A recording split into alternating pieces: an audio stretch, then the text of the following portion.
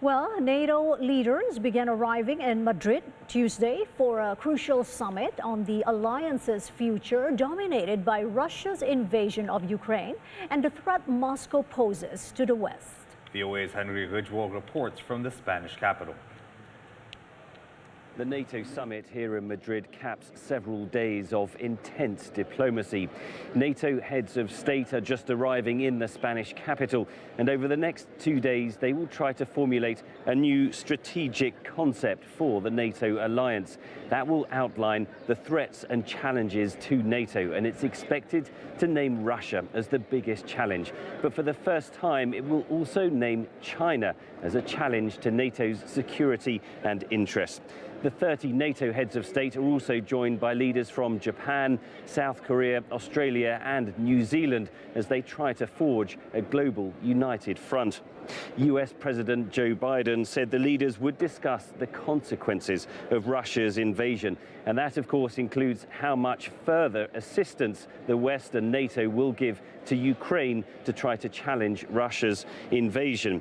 The Secretary General of NATO, Jens Stoltenberg, pledged a fundamental shift in the alliance's deterrence and defence, with plans to boost its rapid response force across Eastern Europe to more than 300,000 troops, and especially increasing NATO's presence in vulnerable states like the Baltic states of Latvia, Lithuania and Estonia.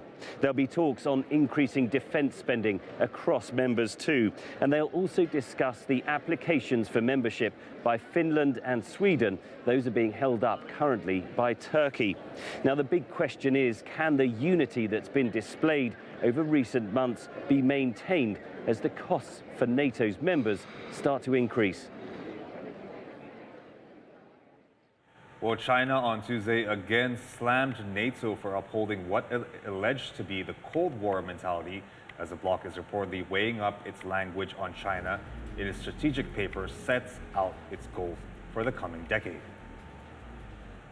所谓新战略文件不过是新瓶装旧酒，实质上没有改变制造假想敌、搞阵营对抗的冷战思维。中国奉行独立自主的和平外交政策，不干涉别国内政，不输出意识形态，更不搞长臂管辖、经济胁迫、单边制裁、和谈、系统性挑战。